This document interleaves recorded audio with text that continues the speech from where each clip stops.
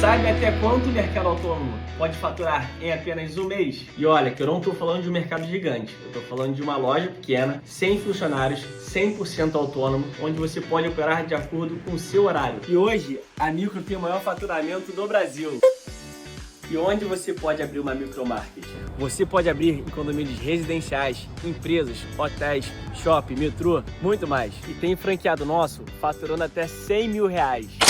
Ah, mas se você estiver pensando, esse negócio não é pra mim, eu nunca empreendi antes, calma, fica tranquilo, 80% dos nossos franqueados nunca tiveram negócio. É mais simples do que você pensa, a gente dá todo o suporte. O futuro do varejo é autônomo, seja dono do seu próprio negócio. Vem pra Micro, clique agora e fale com o nosso time.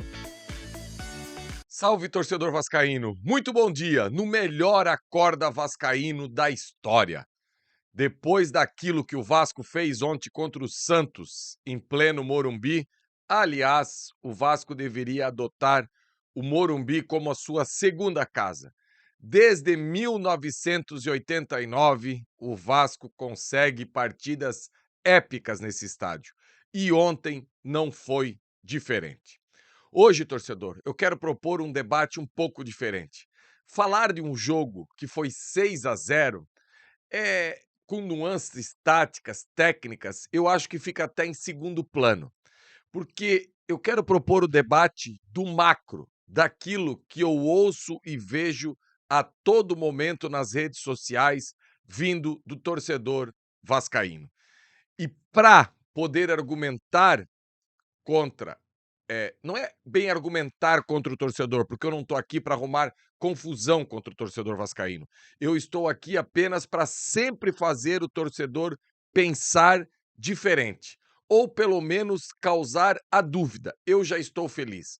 Como eu sempre falo, ninguém precisa concordar comigo, até porque eu não sou o dono da razão, mudo de opinião, inúmeras oportunidades, tem algo que num momento eu acho legal e em outros não, só que tem coisas que estão saltando aos olhos e o torcedor do Vasco precisa abraçar essa causa. Porque se com a ajuda do torcedor já é difícil, imagina tendo o torcedor não tão feliz como deveria. E hoje eu tenho certeza que é um dia espetacular para o torcedor vascaíno. Para dar uma pincelada tática no jogo de ontem, só pontuar o que eu achei muito legal, é o seguinte: a grande dúvida é quem seria o substituto do Verratti. Eu achava que seria o David, que ele colocaria o David ali por dentro.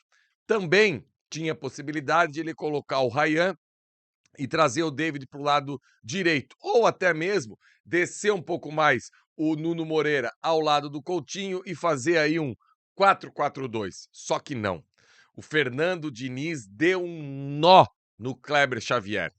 O Kleber Xavier, que no último sábado eu tive a oportunidade de trazer aqui o jornalista Elton Carvalho, que participa de alguns canais de Santos. Em algum momento da live ele falou assim: amanhã o Kleber Xavier vai escalar o time que o torcedor quer. Quando ele falou isso, eu lembro que eu até brinquei: olha, essa história de escalar o time do torcedor é meio que kamikaze. Porque é o seguinte: você não tem responsabilidade. Quando é torcedor, você quer escalar o time que vai para frente.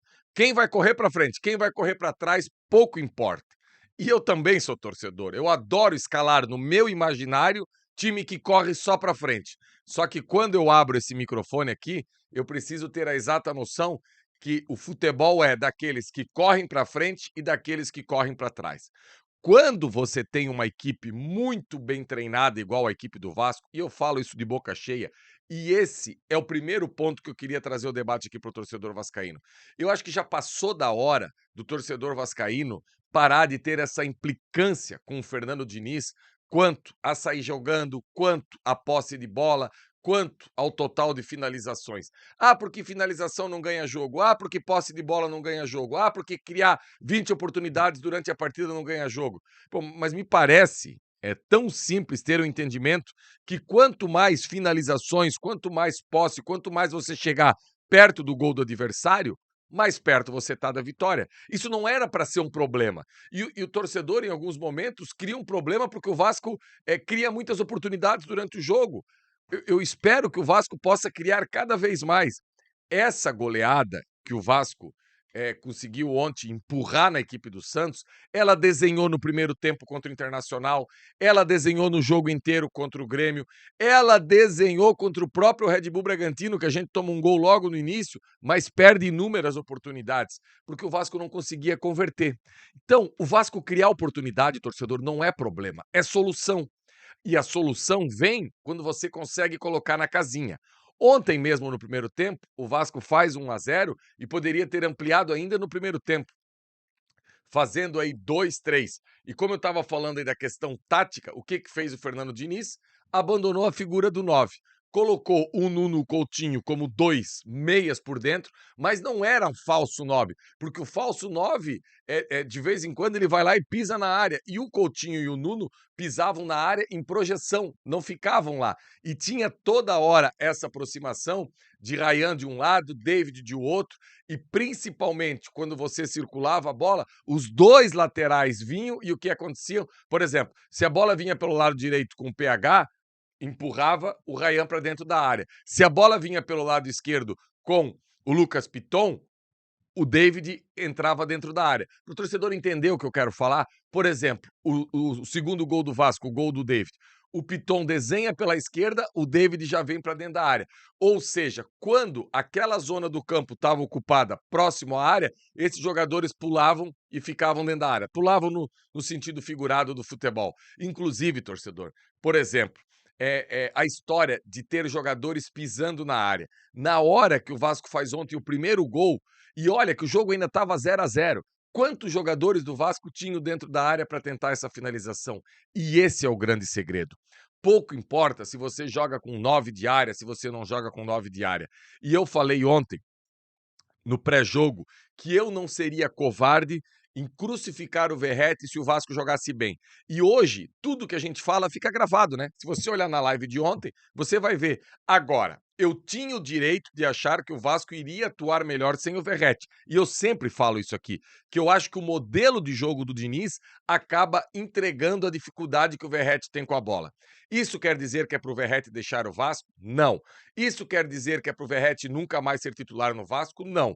Agora, eu acredito que deixou bem claro agora para o Diniz que existe vida sem Verratti. Uma vida mais móvel, uma vida de mais ocupação de espaço, uma vida diferente. Outro ponto, como o Felipe Coutinho cresceu de produção ontem com um jogo apoiado.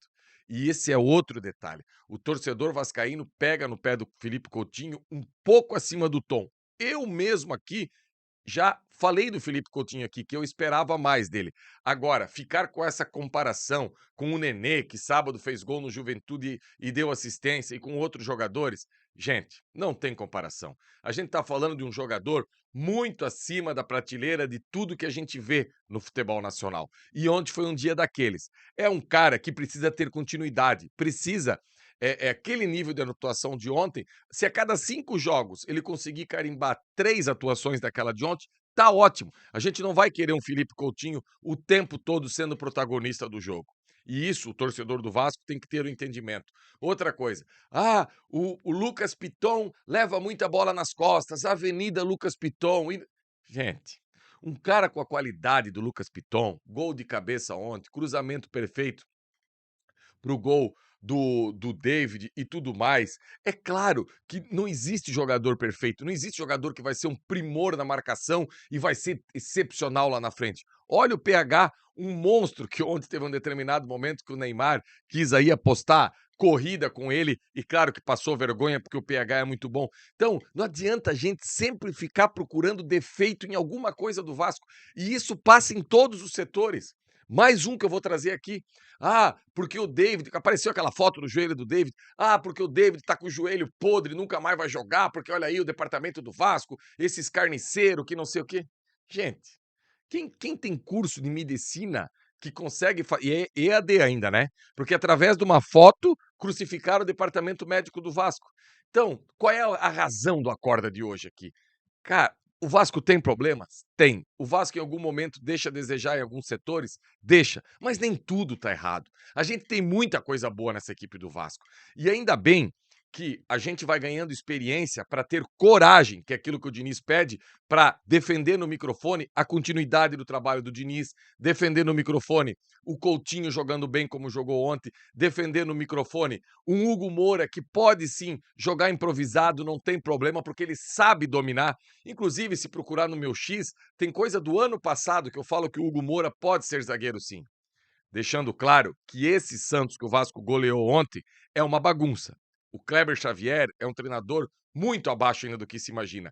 Só que esse Santos ganhou do Cruzeiro em Belo Horizonte, mesmo não jogando nada, ganhou do Santos, ganhou do Flamengo na Vila, ganhou do Juventude há 2 rodadas. Então, assim, apesar de não ser uma grande equipe, vinha nos últimos jogos pontuando e conseguindo fazer algo. Agora, você ouviu nesse microfone aqui que se o Vasco jogasse o que o Vasco vem jogando e se o Santos jogasse o que o Santos vinha jogando, ia dar Vasco. Ia dar Vasco. Você ouviu aqui nesse microfone semana passada, a semana passada inteira. Então, para encerrar esse acorda de hoje, esse acorda de felicidade, torcedor, seja feliz, torcedor. Vamos parar de ficar ontem. Poxa, ontem teve um determinado momento, o Flávio falou, eu não li, eu não sei se foi no chat ou se foi no nosso grupo de membros, grupo de WhatsApp, onde é que ele viu aquilo. Ah, eu só comemoro o título. Cara, vamos abraçar a causa, vamos abraçar esses caras, vamos torcer pro Vasco e pontuar as coisas erradas, mas não tá tudo toda hora errada. Tirar essa carga negativa que a gente tem. Para encerrar, eu vou contar uma historinha aqui que já deve ser a 4ª ou 5ª vez que eu vou contar aqui. Na semana do jogo contra o Internacional, eu vi um podcast que tinha 2 colorados e 2 cremistas. Aí começaram a fazer o quem é quem do Vasco e do Inter. Teve um determinado momento que eu pensei assim, será que esse Vasco que os caras estão falando aí é o Vasco que eu ando comentando mesmo? Porque vários e vários jogadores os caras queriam ver com a camisa ou do Grêmio ou do Vasco, principalmente do Grêmio. E o torcedor do Vasco sempre procurando o lado negativo da história. Tudo bem, são 25 anos que a história traz uma carga negativa para nós.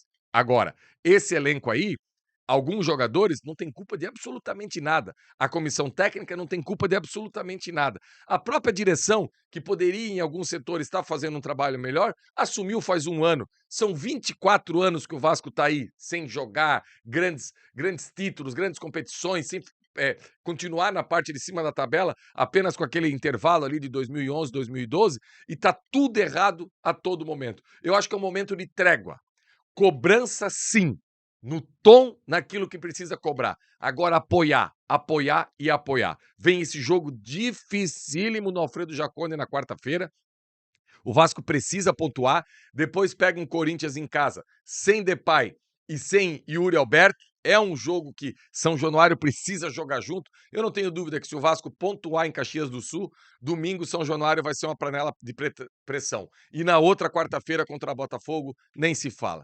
Então, galera, vamos aproveitar, vamos desfrutar, vamos ficar feliz com a vitória do Vasco e não ficar pontuando coisas negativas para trazer esse Vasco para trás. Mesmo que não tá tudo mil maravilha. Antes de encerrar, a partir de agora o Vasco não virou a Holanda de 74. O Vasco não virou o Barcelona do Guardiola. O Vasco não virou o Liverpool do Klopp. Mas o Vasco é uma equipe que joga bola. O Vasco é uma equipe que, independente do estádio, para você ter uma ideia, torcedor, do tamanho da façanha de ontem, desde a final da Libertadores de 2011, Santos e Peñarol, não tinha tanta gente num jogo do Santos, no estado de São Paulo, como teve ontem. Com o Neymar dentro de campo, com o Tiquinho dentro de campo, enfim, com o goleiro Brazão, que é um bom goleiro, com o Mike, com o Zé Rafael, foi uma vitória maiúscula sim. Mesmo o Santos ainda não estando encaixado, foi uma grande vitória e vamos desfrutar. E tentar ver algo positivo e apoiar essa galera aí, que eu tenho certeza que com essa bola que a gente vem jogando, com o trabalho do Diniz, a gente pode ter daqui a 5, 6 rodadas a oportunidade de respirar e começar a olhar um pouco mais para cima. Valeu, galera. Dedão no like, senta o dedão no like, é muito importante, compartilhe nas suas redes sociais. Daqui a pouco vem o Emerson Rocha com o BDG e hoje à noite é a tradicional live de segunda-feira. Valeu, galera.